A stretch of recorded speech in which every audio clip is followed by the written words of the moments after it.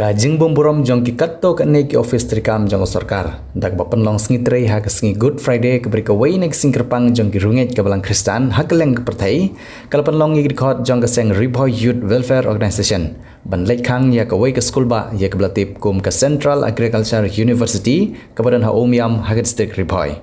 Vice President jong ne seng uba Elvis Kersian habakran ulong bagane jingle jong sarkar ban penlong sngi trei ha ki singkerpang kedai ka bala juja na kapor sa kapor kabala penlong ya ki khun samla peki haban lej pen senge man kapor wat na bagi tip baga Good Friday kedai ka singkerpang jong ki Kristan kabala pen bana bakan dei ka sing syuti Henry ka jingle jong sarkar da ka babtha ye kini ka office ban long trei kalong kumba ka jing iben met ka jing persang ban yurot kala nang yai ban ha kene ka jela Uba Elvis Kersian ula boru da kajing kentu sak sarkar India lengba jong sarkar jela bakan pet benia yaki bakum kine ki kam ki jing bom borom yaki singkerpang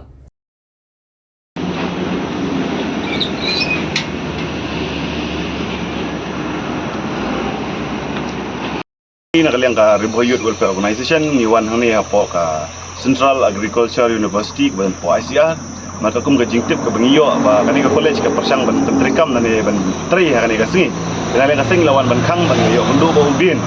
nakaliang ubin hilo blok bur ba ula khang no ya kani ka tri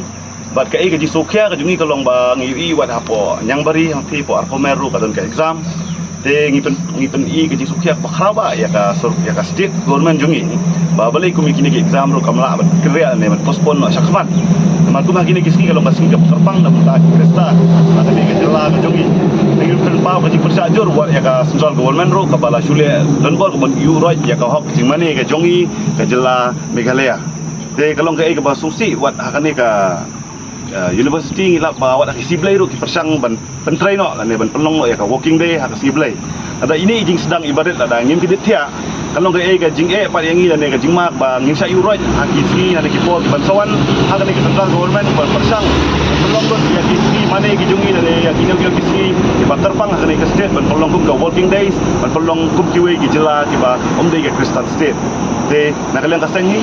ni penpau ke jing persa lada kum kini ki department dan kum kini ki office ki badang yai pli hati pot ke Kerpang bedai hak jing yang mana ne jing leniam jong ki jai penriu ki jongi hak ne ke jela ina kaseng ina yai persa ina wan yai khang bat kata ke jikit kli ngim tip kan dei sai Henry nak kalian kaseng ngin persa baik ngin yai khang baik barabot